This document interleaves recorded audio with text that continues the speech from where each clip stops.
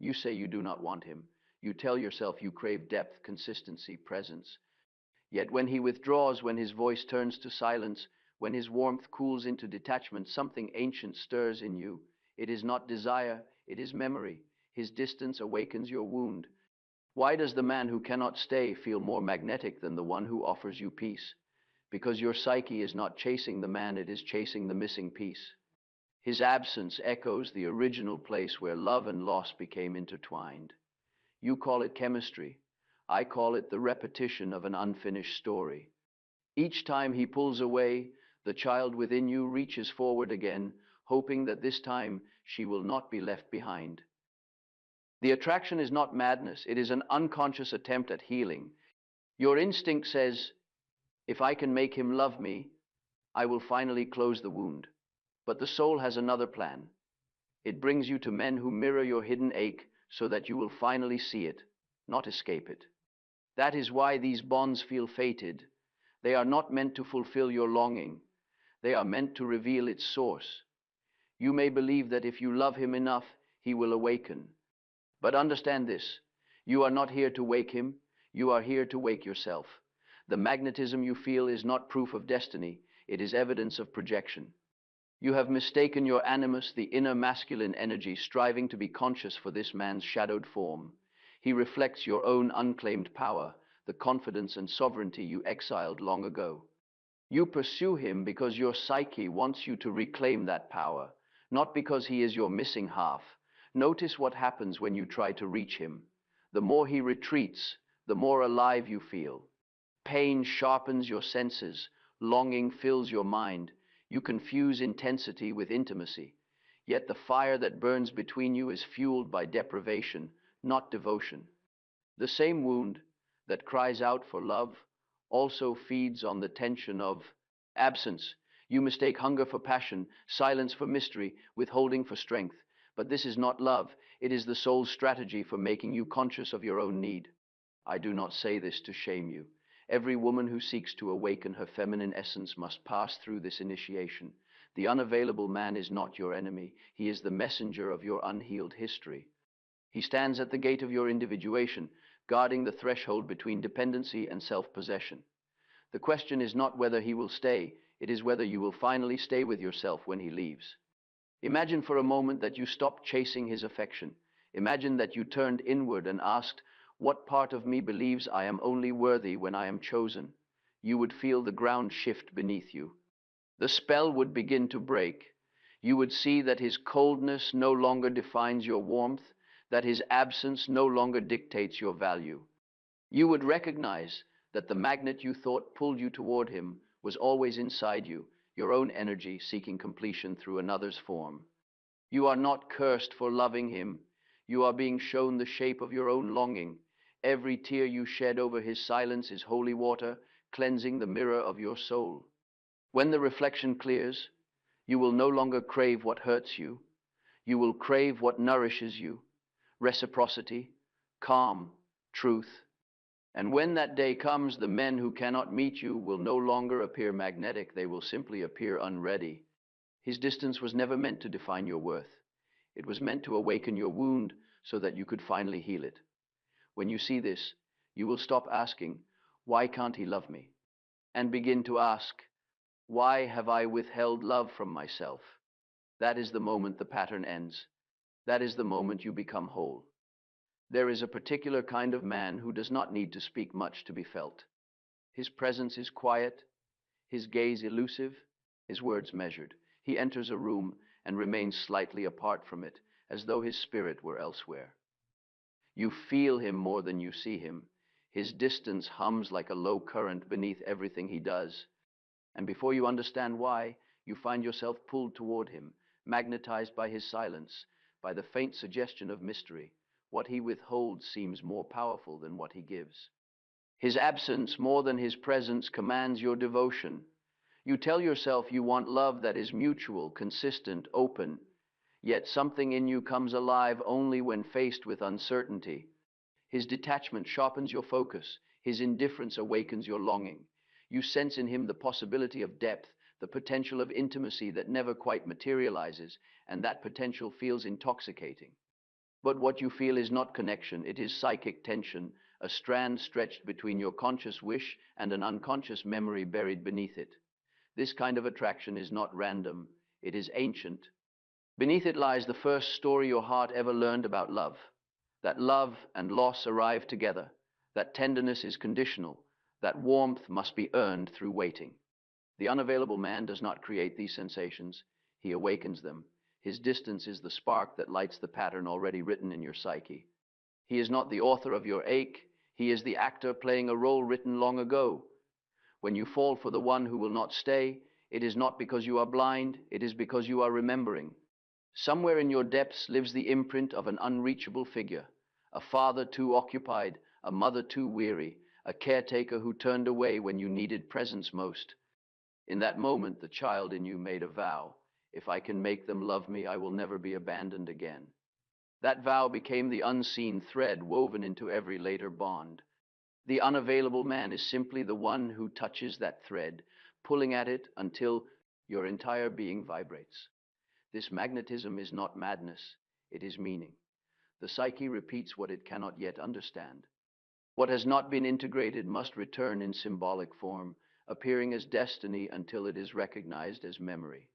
The self, the divine intelligence within you, seeks wholeness above comfort. It will draw you again and again toward those who stir the forgotten wound, because only through feeling can healing begin. The unavailable man is not punishment, he is the doorway through which the unconscious attempts to reach you. You sense this instinctively.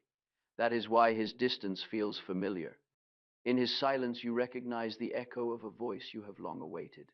His inability to stay mirrors the ancient feeling that love can never last. You think you desire him. In truth, you desire reconciliation with the part of yourself still frozen in that first grief. What you call chemistry is the soul's cry for completion, for the wound to be seen, the pattern to be broken, the story to be rewritten. There is a paradox at the center of all such attractions. What feels like love is often the psyche's method of self-revelation. The soul, unable to speak directly, arranges a drama to make its pain visible. Through passion, through longing, through disappointment, it exposes the forgotten parts of you that need recognition. You believe you are chasing a man, but you are pursuing the missing piece of your own history. His distance provides the mirror in which that history reappears. The myth of Narcissus speaks to this truth. Narcissus fell in love with the reflection of his own image, not realizing it was himself he adored. So too does the psyche project its unlived contents onto another, mistaking reflection for reality. You see depth in the man who withholds, but what you perceive is the depth of your own longing reflected back. His silence seems profound because it allows you to fill it with your own imagination. His inconsistency feels meaningful because it mirrors the rhythm of your childhood bond approach and withdrawal, hope and disappointment. You might protest, but my feelings are real. Indeed, they are. Emotion does not lie, but it does not always tell the truth you think it does. The passion is genuine, yet its object is symbolic. What the heart clings to in him is what the soul lost in childhood.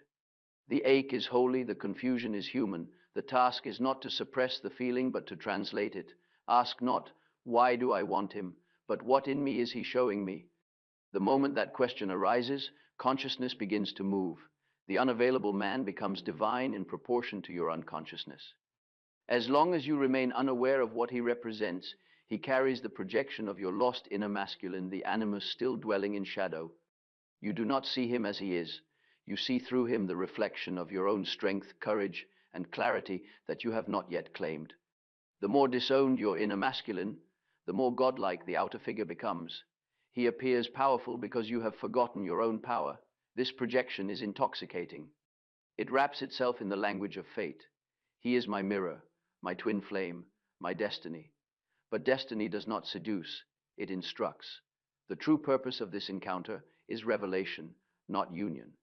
The unavailable man awakens in you the parts of the soul that have slept too long beneath dependency. His silence demands that you listen inwardly. His absence asks whether you can stay with yourself when no one else does. His detachment forces you to question whether love must always mean pursuit.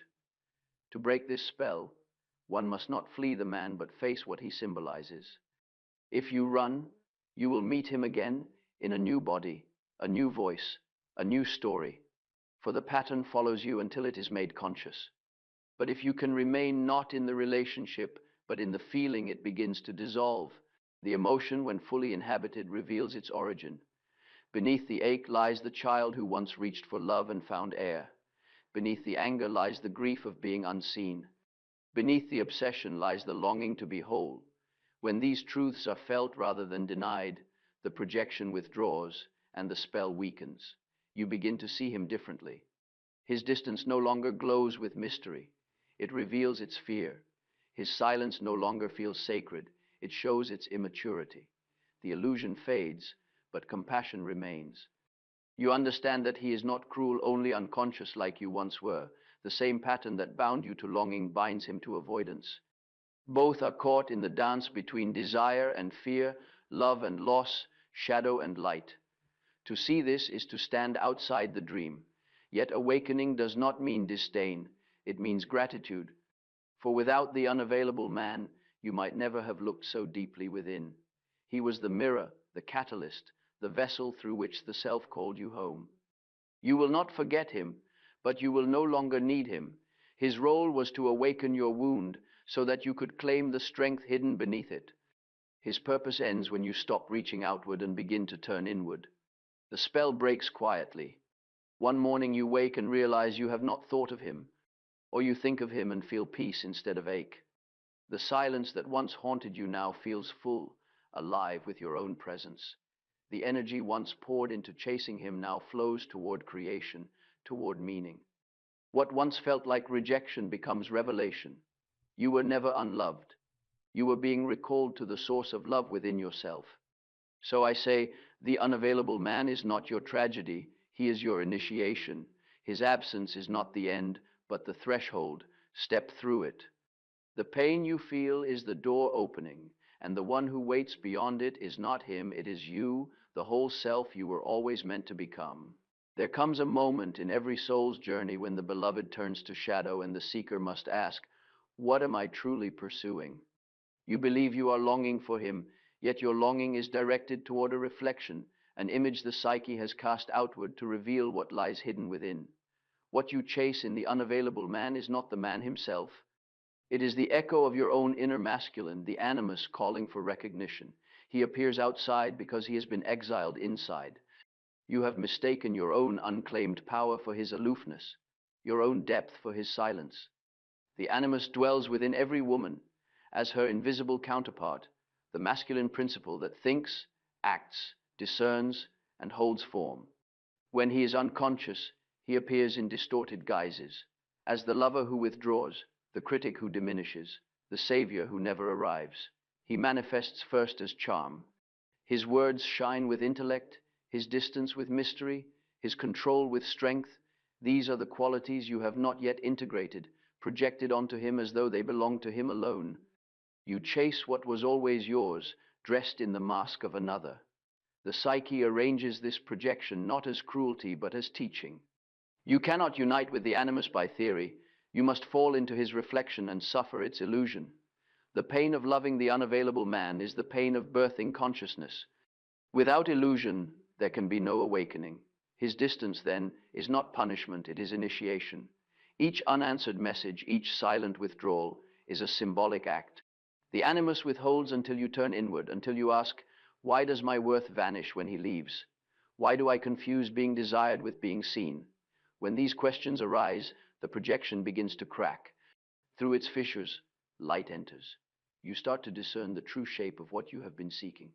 You see that it was never his attention you craved, but your own awareness, your own authority, returned from exile. The animus in his undeveloped form enslaves. In his mature form, he liberates.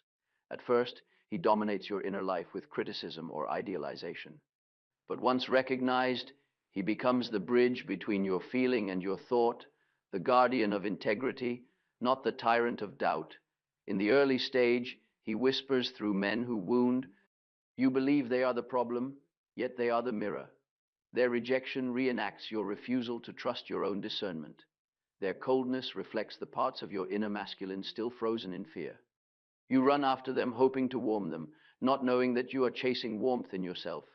The heart becomes the field where opposites wrestle, the longing for union and the fear of self-knowledge. Every tear shed for him waters the soil where your own strength will grow. Disillusionment is not failure, it is revelation. When his charm fades, when his words lose power, the projection is withdrawing. The animus is calling back his image, demanding that you meet him directly. The man's silence becomes the stillness where your own voice begins to speak. You will hear this voice first as intuition, a quiet, undeniable knowing that does not argue. It asks you to stop explaining him, stop defending him, stop interpreting his moods. It says simply, return. Return to your center, to the clarity you once outsourced to his approval. The woman who obeys this call undergoes transformation. She no longer seeks affirmation through pursuit. She feels desire still, but she no longer confuses it with purpose. Her thoughts grow precise, her emotions gain rhythm. She has begun to unite the two halves of her psyche. In myth, Psyche experienced this awakening when Eros vanished. Abandoned by the god of love, she was forced to work alone, to sort seeds, to descend into darkness, to prove her worth not to him but to herself. Through these labors, her love matured into wisdom. So too must you labor. In the fields of your own psyche, the tasks appear small, saying no without guilt, sitting in uncertainty without panic, trusting your intuition without validation. Each act reclaims another fragment of your animus from projection into embodiment. His voice, once cruel, grows kind. What once mocked you now guides you. You no longer hear, you are not enough. You hear instead, be still. You are becoming.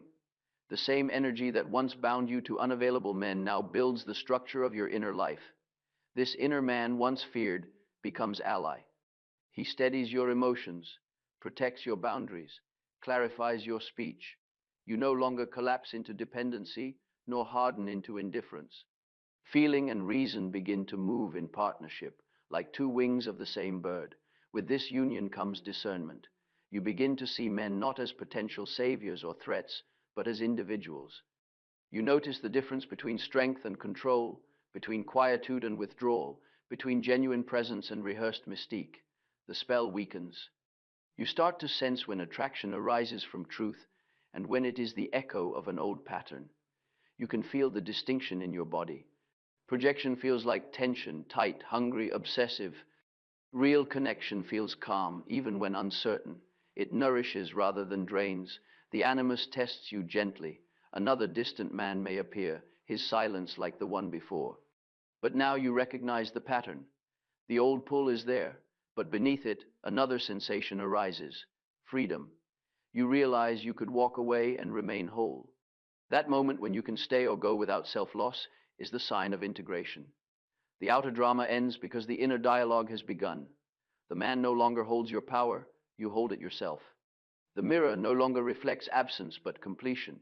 Integration of the animus does not mean the absence of longing. It means longing is purified of illusion. Love ceases to be a plea and becomes a God's prayer. You do not beg for recognition, you radiate it.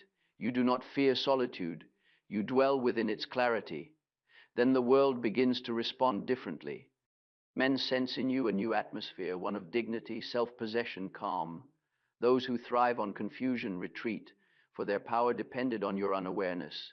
Those capable of reciprocity draw near. The animus, once projected onto the unreachable man, now lives within you as inner law. He guides, but he does not command. He speaks through instinct and intuition, not through fear.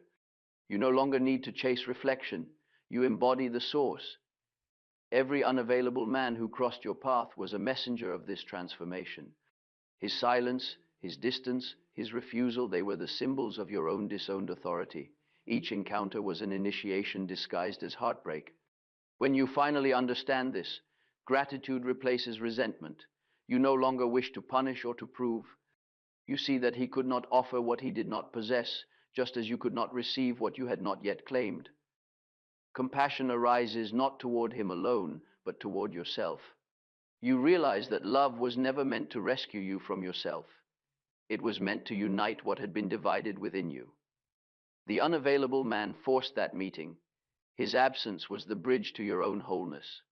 Thus, the task is not to stop loving, but to love consciously. Love him as symbol, not savior. Thank him for mirroring your lost power, and then retrieve it. For once the image is reclaimed, the need for its outer form dissolves. When this inner union is achieved, your perception of men changes entirely. You are no longer drawn to distance. You are drawn to presence, not to mystery, but to truth. The unavailable man loses his charm, not through effort, but through recognition. You will look at him and feel peace instead of hunger. His silence will no longer echo in you, for the emptiness it once awakened has been filled by your own voice. His withdrawal will no longer wound, for your strength no longer depends on pursuit. And from that stillness, real love becomes possible. The man who arrives next may not glitter with enigma. He will stand beside you in clarity. You will recognize him not by the intensity he provokes, but by the calm he brings. For you have already met the man you were meant to find, the one who lived within you all along, the one whose silence was wisdom, whose presence was strength, whose love was constant.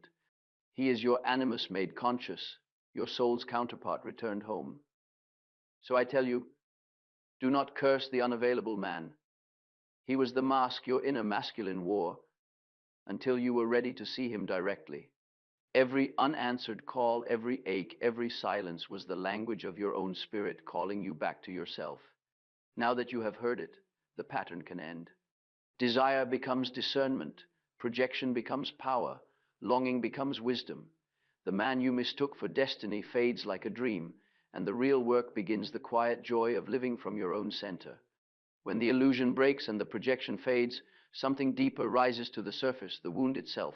It is older than any lover, older than memory. It speaks not in words, but in ache. It says, I was unseen once, and I have not forgotten. This is where the real work begins. Every human being carries such a wound, though most never recognize it. It is born in the earliest bond, when the child first reaches for love and learns that love can disappear. The heart remembers this lesson long after the mind forgets. It seeks to repeat it, not to suffer again, but to find resolution. The unavailable man touches this place because he reenacts its first shape, the warmth that flickers, the closeness that withdraws. His distance awakens the same tension that once defined safety. To the wounded psyche, absence feels familiar, and what is familiar feels alive. Thus, you mistake anxiety for passion. The faster his warmth fades, the more vivid your longing becomes. This is not madness, it is memory in motion. The soul is showing you its original scene, hoping you will finally see what the child could not name. That first wound, the unmet gaze, the parent too far or too burdened to stay, became the blueprint for desire. You learned to equate intensity with love, vigilance with security. The heart came to believe that if it could win what withdraws, peace would follow. This belief hardened into law within the psyche. Only what I must chase is worth having. Only what I fear to lose is truly mine. Each new bond becomes a courtroom where that law is tested again. You mistake repetition for fate because the lesson feels eternal. But the self allows the pattern to persist until consciousness enters it.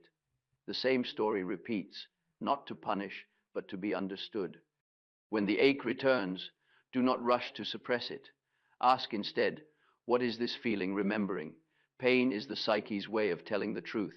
To awaken means to separate present from past.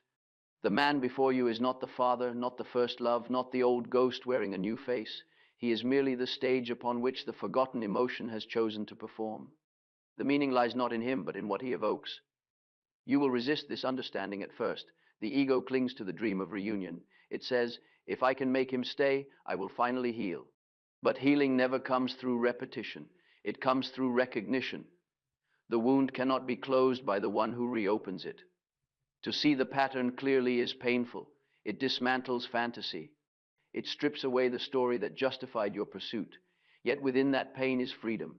For the first time, you see reality without projection. What felt like rejection was remembrance. What seemed like destiny was design. The unavailable man is not withholding love from you. He is playing the role assigned by your espibul, unconscious. He withholds because that is what your psyche expects him to do. The script was written long before he arrived. Consciousness rewrites it by refusing to repeat. When you stop chasing, when you allow the emptiness to stand unfilled, something miraculous occurs. Beneath the hunger, you find silence. Beneath the silence, you find grief. And beneath the grief, you find the first self, the child who waited, who believed love must be earned. That child does not need another's affection. She needs your attention. Sit with her. Let her speak. She will tell you everything. How she learned to smile to avoid abandonment, how she mistook compliance for love, how she became addicted to absence because presence once failed her. Do not silence her again. Feel what she feels without turning away. This is what it means to remain when he leaves. It is not endurance, it is initiation. To stay with your pain consciously is to redeem the one who once suffered it unconsciously. Many cannot bear this task. They flee back into the pattern, idealizing the man further, calling his indifference mystery. It is easier to worship the phantom than to meet the child. But each return deepens the suffering, for the soul will not stop until the truth is seen. The alchemists called this stage the nigredo, the blackening. It is the descent into psychic night, where all former meanings dissolve. Love becomes loss, hope becomes stillness, desire becomes reflection. Nothing feels alive, yet everything is being transformed. The woman who can endure this darkness without collapsing becomes something new. She begins to sense that the wound is not her enemy but her teacher. Each wave of sorrow polishes her awareness until it gleams. Pain, when faced with consciousness, becomes revelation. It is not easy. There will be nights when you long for distraction, when the temptation to reach out to him burns like fever. But every time you resist, you reclaim a fragment of your energy. Each restraint is a declaration. My worth no longer depends on pursuit. The wound will test you through dreams and symbols. You may dream of locked doors, of empty houses, of forgotten letters. These are the psyche's images for unintegrated pain. To interpret them is not to decode, but to listen to hear what the unconscious is asking you to feel. At first they burn with despair, then they soften with understanding. Grief begins to feel sacred, as though it is washing away centuries of repetition. You realize that your suffering was never meaningless, it was cleansing. As the nigredo deepens, old identities disintegrate. The one who waits, the one who pleases, the one who saves, these masks fall away. You are left naked before your own soul. This bareness feels like death because it is, the death of illusion, the death of dependency. But every death in the psyche conceals a rebirth.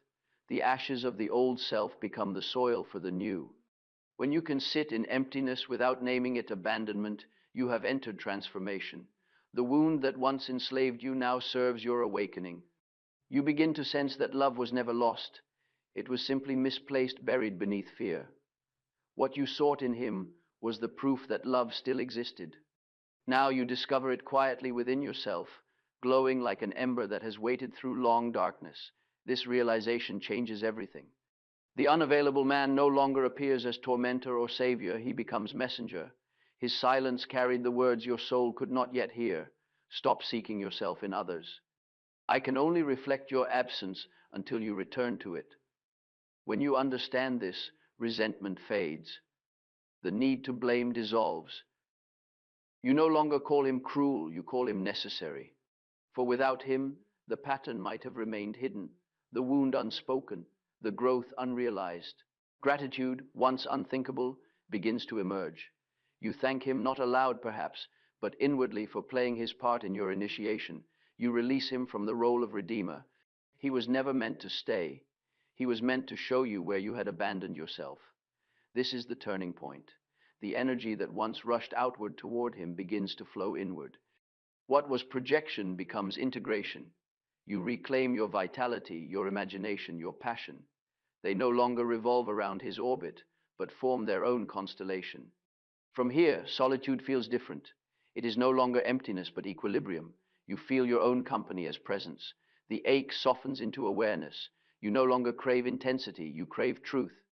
The child within, once frozen in longing, now rests in your arms. The soul breathes.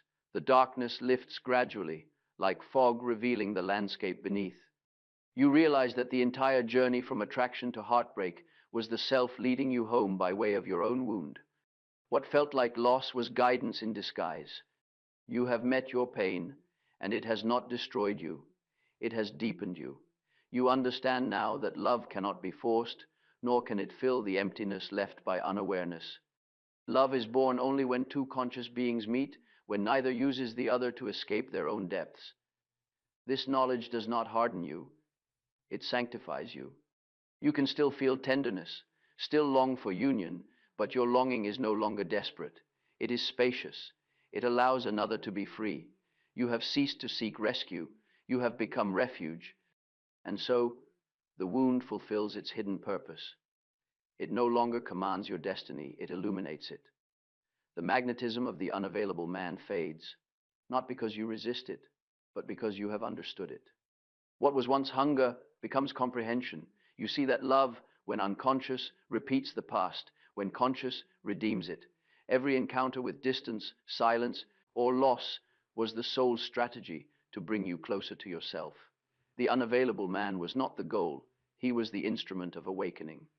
And now you are ready to enter a new form of love, not born of tension but of truth, not of projection but of presence. You have walked through the fire and emerged whole. The wound remains, but it no longer bleeds. It beats quietly as the heart of wisdom. When the wound has been faced and its shadow turned to light, something remarkable happens. The heart, once restless and ravenous, becomes still. The storm of projection subsides. What remains is not emptiness but clarity, the calm after centuries of inner weather. You begin to see love differently. It no longer announces itself with thunder. It arrives quietly, like dawn spreading across the mind. Its light does not dazzle, it reveals. You realize that passion is not the proof of truth, and intensity is not the measure of connection. True love does not begin in yearning but in recognition. It is not born of hunger but of wholeness. It does not grasp or cling, for it has nothing to compensate for. It moves from fullness to fullness, from being to being, not from lack to illusion. What was unconscious has now been integrated, and the soul no longer mistakes turmoil for depth. The unavailable man fades into the distance of memory, and with him, the old pattern dissolves. This is the moment when attraction itself transforms. You find that you are no longer drawn to distance or danger. Your body no longer ignites from anxiety, but from resonance. The unfamiliar thrill of calm becomes magnetic. Peace, once dull, now feels sacred. The psyche has completed its alchemy. After nigredo comes albedo, the whitening, the purification. The soul, cleansed by suffering, shines with quiet radiance. You are not innocent but transparent. What has been purified in pain now serves as light for others. The unavailable man who once mirrored your unhealed self no longer appears alluring. His silence no longer intrigues, it fatigues. His avoidance no longer awakens your longing, it awakens your discernment. You see him without anger, but without illusion. Your perception of love has matured into something steady. You no longer mistake the rhythm of presence for boredom. You no longer crave the highs and lows of uncertainty. You understand that what endures is not intensity but intimacy, not mystery but truth. Love at this stage feels like a deep breath. It does not rush, for it trusts. It does not demand, for it already possesses. It does not promise forever, for it lives in the eternal now. Its beauty lies in awareness, not attachment. To love consciously is to allow the other to be real. You no longer sculpt him from need or decorate him with fantasy. You see him as he is human, flawed, divine, evolving. You do not ask him to complete you. You ask only that he walk beside you. This kind of union does not annihilate individuality, it celebrates it. You have learned that love and freedom are not opposites. They are the two wings of the same movement toward truth. The more you belong to yourself, the more you can belong to another. Now, when you meet a man, you do not feel the familiar pull of compulsion, you feel curiosity. You listen not only to his words, but to the silence between them. You sense whether his presence expands or contracts your soul. You no longer choose by hunger, but by harmony. The self, having accomplished its work, no longer uses pain as teacher. It now instructs through peace. Where once it whispered through absence, it now speaks through presence. Where once it showed you loss, it now shows you balance. To remain awake within love is to remain faithful to the inner marriage, the union of your masculine and feminine within. You must not forsake it for outer attachment. The divine within demands fidelity to consciousness, not to comfort. Even in partnership, solitude remains sacred. You must return to it often, for it is the temple of renewal. The outer relationship is a mirror, the inner remains the source. When both are honored, love becomes self-sustaining, a flame that feeds on truth alone. The mature soul knows that every relationship is a continuation of the individuation process. Each encounter reveals another facet of the self. You no longer ask, will he stay? But, what is this bond teaching me? Every meeting becomes initiation. And so you find that real love cannot be lost. For what is real is not dependent on form. Even when separation comes, as all things must part, you do not collapse into despair. You have learned that endings are not negations but transformations of connection. You carry within you the presence of the inner beloved, the integrated animus, and therefore you cannot truly be abandoned. When outer love departs, the inner remains. You have become your own sanctuary, your own witness, your own home. The unavailable man once symbolized your dependency. The conscious man who may enter your life now symbolizes reciprocity. He will not awaken your anxiety, he will awaken your peace. He will not mirror your wound, he will meet your wholeness. And yet, even if no such man appears, you are not incomplete. You no longer measure life by who stays beside you, but by how deeply you remain with yourself. You have ceased to chase meaning through others, for you have become meaning itself. The heart, once a battlefield of longing, becomes a garden. The same soil that once bore thorns now blossoms with compassion. You feel tenderness not only for the one who hurt you, but for all who suffer under their own unconsciousness. Forgiveness arises naturally, not as virtue, but as vision. You see the wounded child in every distant man, just as you once saw it within yourself. Their detachment is not malice, it is defense. You wish them awakening, not possession. To love from this state is to love without fear. You no longer tremble at the thought of loss, for what is essential cannot be taken. You no longer chase affection, for you recognize affection as reflection. What you give is what you already are. This love has weight, not in burden but in substance. It anchors rather than intoxicates. It draws others not by seduction but by gravity. They feel in you the stillness of one who has faced her depths and found the divine waiting there. Such love radiates quietly. It needs no audience, no declaration, no proof. It moves through gestures, through listening, through presence. The soul that has met itself no longer performs love. It becomes love embodied. You may still feel loneliness at times, but loneliness no longer terrifies. It feels like silence between songs, a necessary pause. You understand that solitude is not the absence of love, but its womb, the space from which new connection is born. From this clarity, you recognize that love was never a possession. It was a process. It was the soul's way of knowing itself through another. Every heartbreak, every silence, every loss was preparation for this realization. And now you stand on the other side of the spell, looking back. You see the pattern that once bound you, the wound that once ruled you, and you bless them both. Without them, you would not have descended. Without descent, you could not have risen. The unavailable man was never your destiny. He was your mirror. His distance forced you to bridge the gap within yourself. His silence led you to your own voice. His absence became the teacher that no presence could replace. When you understand this, gratitude fills the heart where bitterness once dwelled. You realize that what you thought was punishment was preparation. The wound was not given to break you, but to awaken you to the wholeness that had never been lost.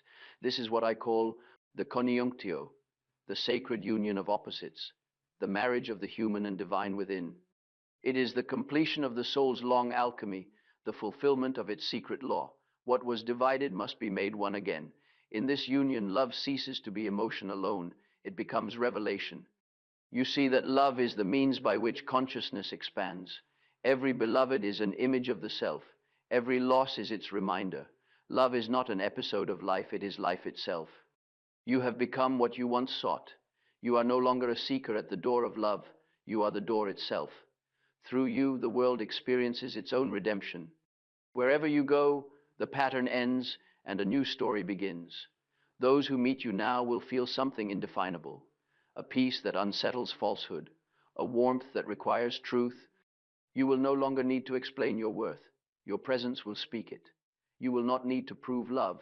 You will radiate it. And thus the journey completes its circle. The man who could not stay served his purpose. The silence that once haunted you became the silence that now holds you. What once wounded now blesses. What once bound now liberates. You will still remember him, not with pain, but with reverence, for through his absence you met the only presence that never leaves the self, the eternal witness within. You will whisper his name not as loss, but as gratitude, for through him you learned the greatest truth of all, that love is not found in another's arms, but in the marriage of your soul with its own light. His distance awakened your wound, but that wound awakened your wholeness, and wholeness is love's final form.